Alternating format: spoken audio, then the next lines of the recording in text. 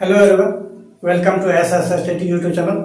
उम्मीद करता हूँ आप लोग मस्त होंगे, स्वस्थ होंगे और अपने अपने पढ़ाई में व्यस्त होंगे। तो आज क्लास 10th का रियल नंबर का एक्सरसाइज 1.2 का एनसीईआरटी का 1.1 का पिछले वीडियो में कवर किया था और इस वीडियो में क्या करना है, 1.2 का रियल नंबर का क्वेश्चन सॉल्व करना है। इस चैप्टर में क्या है, इस एक्सरसाइज में रूट 5 को इरेशनल प्रूव करना है कि root 5 is an irrational number. पहला क्वेश्चन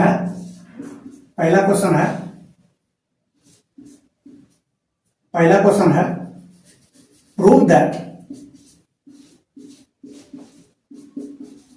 प्रूव दैट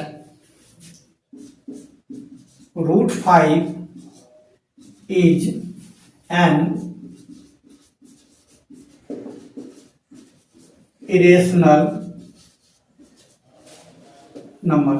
रूट 5 को इरेशनल नंबर प्रूव करना है। हम लोग एज्यूम करते हैं, लेट कर लेते हैं root 5 is a rational number. हम लोग को प्रूव करना है कि रूट 5 एक इरेशनल नंबर है। हम लोग मान के चल रहे हैं कि रूट 5 एक रेशनल नंबर है। रूट 5 अगर रेशनल नंबर होगा तो हम इसको क्या लिख सकते हैं, पी बाई क्यू के रूप में लिख सकते हैं। Therefore root 5 equal to p by q. और पी क्यू यहां पे क्या होता है, p q where p and q are coprime integer. अब ये बात आया को प्राइम, तो को प्राइम क्या होगा, को प्राइम का मतलब होता है जिनका एचसीएफ क्या होना चाहिए, 1 के अलावा कोई दूसरा फैक्टर नहीं आएगा, ओनली 1 आएगा, वो जिसका एचसीएफ 1 होगा उसको हम लोग क्या बोल देंगे, को प्राइम बोल देंगे। अब यहां पे क्या करेंगे, स्क्वायरिंग बोथ साइड करते हैं। Squaring both side we get. Squaring both side करेंगे तो रूट 5 का स्क्वायर करेंगे। रूट 5 का square equal to p by q का स्क्वायर। तो रूट 5 का स्क्वायर यहां पे हो जाएगा क्या, 5 इक्वल टू, इसको सेपरेट कर देते हैं, P square by Q square. इसको क्या कर देते हैं, इधर मल्टीप्लाई कर देते हैं, 5 Q square equal to P square आ गया। क्या आ गया, 5 Q square equal to P square आ गया। यहां पर देखो 5 जो है, 5 में अगर कुछ मल्टीप्लाई हो रहा है तो पी स्क्वायर आ रहा है। 5 में कुछ मल्टीप्लाई हो रहा है तो पी स्क्वायर आ रहा है। तो इसको ऐसे लिख सकते हैं क्या, p square q square equal to P square divided by 5। P square divided by 5। 5 में कुछ मल्टीप्लाई होके पी स्क्वायर आ रहा है तो क्यू स्क्वायर बराबर पी स्क्वायर बाय 5 कर देंगे। नहीं, 5 जो है पी स्क्वायर को डिवाइड कर रहा है। तो यहां पर थ्योरम होता है कि अगर 5 पी स्क्वायर को डिवाइड करेगा, 5 किसी इंटीजर को डिवाइड करेगा, कोई इंटीजर ये किसी इंटीजर के स्क्वायर को डिवाइड करेगा तो वो इंटीजर उस इंटीजर को भी डिवाइड करेगा। यानी यहां पर कह रहा है कि 5 divides P square, therefore 5 divides P also. 5 अगर पी स्क्वायर को डिवाइड कर रहा है तो 5 जो है पी को भी डिवाइड करेगा। ठीक है, तो यहां से पता चला अगर 5 जो है पी को डिवाइड करेगा तो 5 में कुछ मल्टीप्लाई हो रहा होगा तब पी आ रहा होगा। 5 में कुछ मल्टीप्लाई हो रहा होगा, पी आ रहा होगा। तो हम लोग यहाँ पे 5 में कुछ मल्टीप्लाई हो रहा है पी स्क्वायर को, 5 में हम लोग सी को मल्टीप्लाई करेंगे तो पी स्क्वायर आएगा, पी आएगा। 5 में अगर हम p को 5 में अगर हम कुछ इंटीजर को मल्टीप्लाई करेंगे तो p आएगा, यानी 5 डिवाइड्स द p। इसका मतलब हुआ कि 5 में कुछ मल्टीप्लाई कर रहे हैं तो p स्क्वायर आ रहा है, 5 में कुछ मल्टीप्लाई करें तो p स्क्वायर आ रहा है, तो 5 into c equal to p हो जाएगा। 5 में c को मल्टीप्लाई किए तो p स्क्वायर आएगा। तो यहाँ पे c क्या होगा, c is a integer, c को हम लोग इंटीजर मान के चलेंगे। यहाँ पर c एक इंटीजर है, c ये क्या है, इंटीजर है।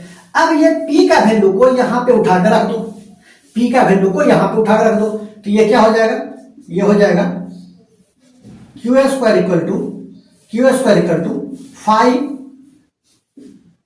c का स्क्वायर अपॉन में क्या हो जाएगा, 5 हो जाएगा। ठीक है, अब इसको सॉल्व करो, इसको सॉल्व करेंगे क्या हो जाएगा, क्यू स्क्वायर इक्वल टू ये 25 सी स्क्वायर डिवाइडेड बाय 5 होगा, तो 5 से 25 5 बार में जाएगा, तो ये क्या आ जाएगा, ये आ जाएगा Q square equal to 5 C square. क्या आ गया, Q square equal to 5 C square. यहां पर लिखते हैं Q square equal to 5 C square आ गया। इसका मतलब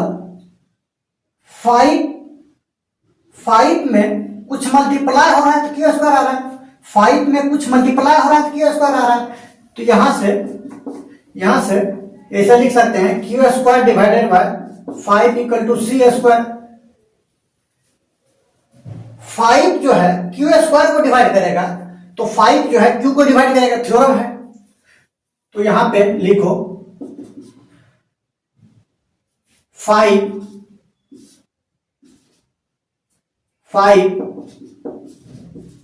divides Q square, therefore 5 divides Q also. जैसे हम लोग यहां पर लिखे थे कि 5 पी स्क्वायर को डिवाइड करेगा तो 5 क्यू को डिवाइड करेगा, सेम वैसा ही कंडीशन यहां पर भी आ रहा है कि क्यू स्क्वायर बाय 5। इसका मतलब हुआ कि 5 जो है क्यू स्क्वायर को डिवाइड करेगा तो 5 क्यू को भी डिवाइड करेगा, 5 क्या करेगा, क्यू को भी डिवाइड करेगा, तो 5 divides Q square, therefore 5 divides Q also.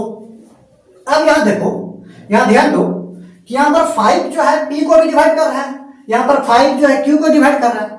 हम लोग क्या माने थे कि p q एक को प्राइम होना चाहिए, को प्राइम इंटीजर होना चाहिए जिसका एचसीएफ 1 आएगा, 1 के अलावा कोई भी फैक्टर इसका नहीं होना चाहिए। यहां पर तो देखो, यहां पर 5 जो है p का भी फैक्टर है, 5 जो है q का भी फैक्टर है।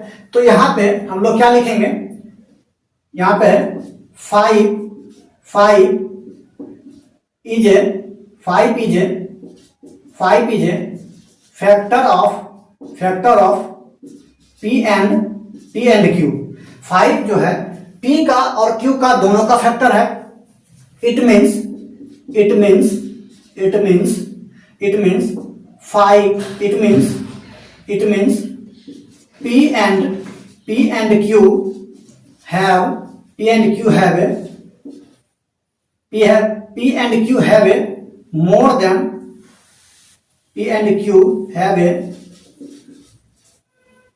p and q have a more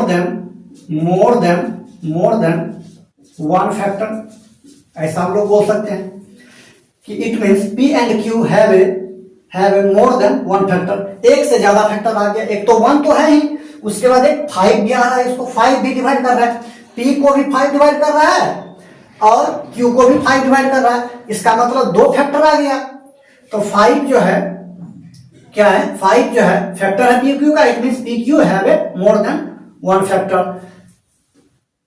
So our assumption is wrong। हम लोग जो माने थे वो क्या हो गया, our assumption is wrong।